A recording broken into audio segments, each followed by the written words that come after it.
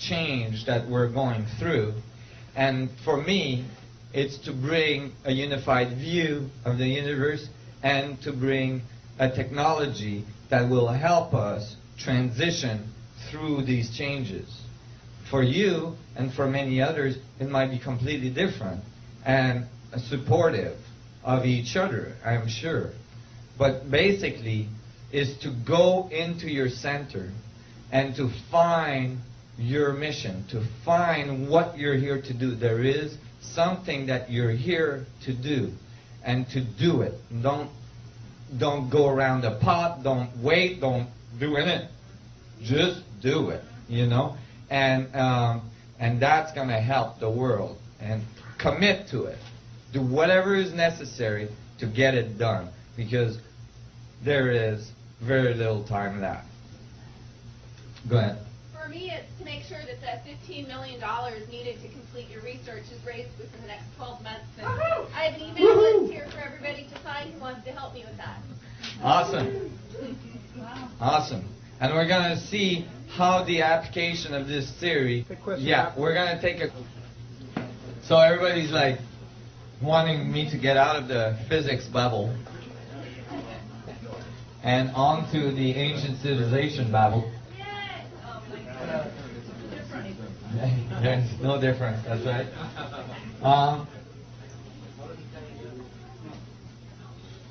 So, you know, I had studied many ancient civilizations for many years. You know, I really did study it. I didn't take it, you know, for granted. I looked into it. I found the I Ching. I found the Mayan calendars. I found many evidence. The flower of life, many different evidence of the 64 tetrahedron grid being implanted, the code being given all around the world. Okay? And it all comes out the same thing. But I hadn't really looked at the Islamic, the ancient Jewish tradition and the Bible and all this. Remember, if you can find me my Bible. Oh, jeez. Oh, it's on the table. Great. So this infamous book, I definitely, the reason why I wouldn't look at this is that I had an aversion to it from my childhood. I had like terrible experiences with the Catholic Church, and I was really, you know, it was like school, you know, and I really didn't want to have to look at it. I was determined I was going to study all the other religions first. And finally, and we didn't have time to go through all this today, you know. I've given week-long seminars, and even in a week, I don't have time to go through all this stuff. Some of the people here from Reno were at my week-long seminar in Hawaii, and that was fun. You all have to come next time I do one of these. When? I don't know. It'll be maybe this winter sometime. Where? Just get on my, in Hawaii. Just get on my email list, and you can all come to Captain Cook in Hawaii where I live, and we're going to have a great time. Swim with dolphins in the morning. I don't. Because I've been staying behind the scene for many years, because I'm building technology, but actually now I'm ready to go public, and you're going to help me with that, right? Okay. Now, so I've been studying ancient civilization for a while. You all have enough energy for this part? Yeah. Okay, there you go. Wow, you guys are in. All right. And so I was really kind of, you know, trying to avoid this part, but I got into it eventually, and I went to my local church, and I actually borrowed a Bible. And, you know, they give them away most of the time. I was I was studying this, and and I was thinking, well, what is this whole thing about? And I started to study it deeper and deeper. I was kind of stunned to find out that Newton had spent almost 20 years studying ancient Kabbalistic esoteric traditions long before he wrote anything on physics. And actually, there is a book of his memoir that is from his own writing that says that actually all of the physics that he wrote, he pulled directly from the study of the Kabbalistic traditions. That's amazing. Most people don't know that. And he actually made a whole map of the floor plan of the Temple of Solomon, because he felt like if we could understand the floor plan of the Temple of Solomon, we could understand the foundation of the universe. He was convinced that embedded in the Kabbalistic tradition was, and the ancient Jewish tradition, there was the key to the foundation of creation. And so he dug for many years, and he extrapolated all of his laws of physics out of them. Now, he obviously didn't understand some of the foundation of the Kabbalistic tradition, which eliminates the possibility for a closed system or for an isolated system. But in any case,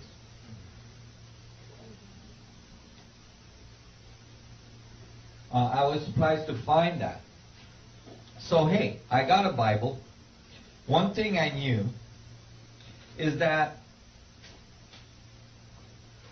from what I remembered from my education in the Catholic Church, God, according to the Catholic Church, was this old man with a beard, sitting on a throne somewhere, and with a pair of binoculars and a 2x4, and every time you screwed up, it just hit you behind the head, right?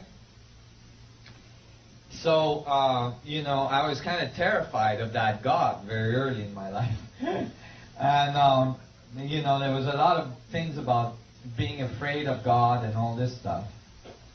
So when I started my research, I was kind of surprised to find that actually the throne of God in Judaic tradition is not described as an old man with a beard sitting in a throne, but actually as a throne with a tetrahedron on it.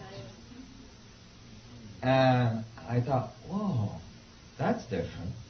And then, there was like 7 angels, radiating into that tetrahedron. You got to realize as well that I didn't have time to talk about that much today. Actually, today my presentation has been a little bit all over the place. But, I kind of improvise every time because there's so much material. But one thing is that all the way through this investigation, it was clear to me that if you understood the structure of the vacuum, the structure of the foundation of creation, you could reproduce it in a technology which creates a resonance pattern between the geometry of space, the geometry of the structure of the vacuum, and the technology itself.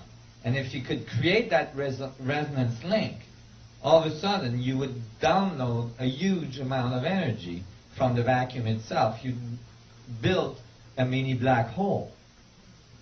And to build such a mini black hole, you'd probably need crystals, because crystals appropriately cut and appropriately resonated would be the perfect material to make that link, since crystals molecules, first of all, crystals are 70% water, and then the crystal molecules are actually tetrahedral.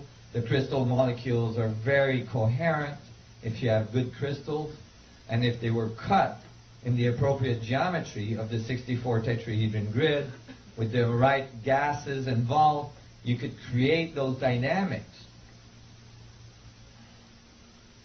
Because of my studies of the sun gods, and because of my studies about the of ancient civilization, I had a really strong feeling that those crystals, and I'm going to tell you what it looks like right now.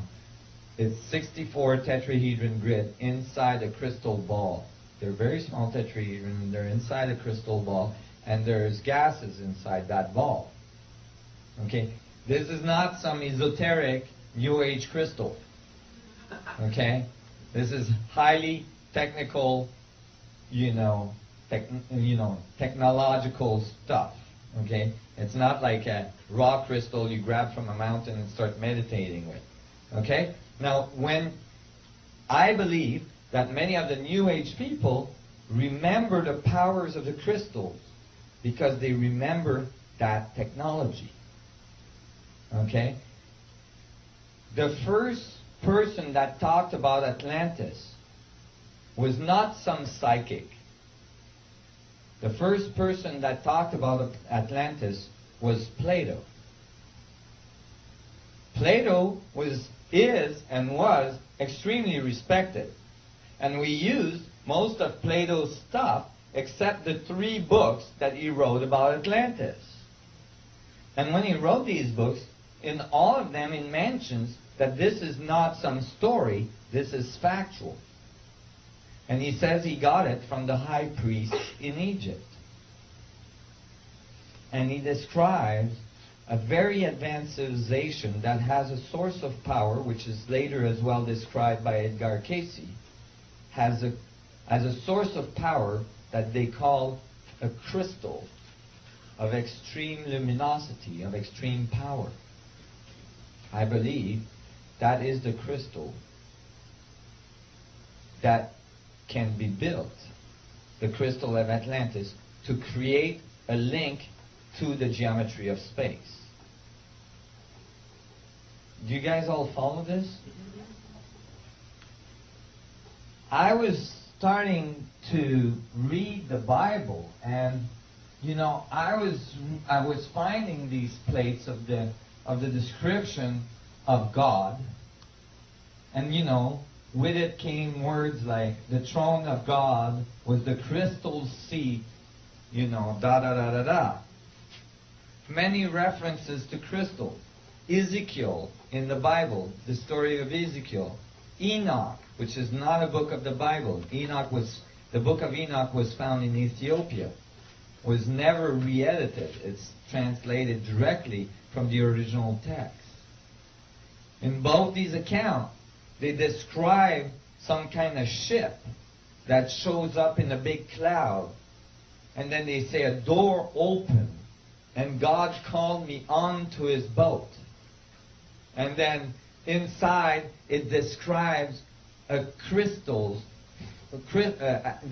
describes the throne of God as crystals with rainbows all around it. You see? I think he was describing the power, the drive of that ship. So I was really intrigued. So I started to read the Bible, and as I read the Bible, I realized something.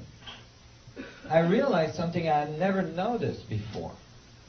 That is, that most of the Bible is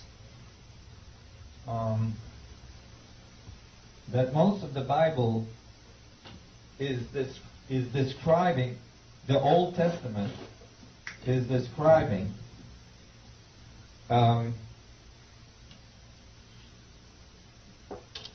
I'm going to have to read, and I can't hold this while I'm reading. Thank you. Appreciate it. So that the Bible actually is describing something, the Old Testament anyway, is describing something that is very, very strange. When the Old Testament talks about God, it doesn't say, and God. It's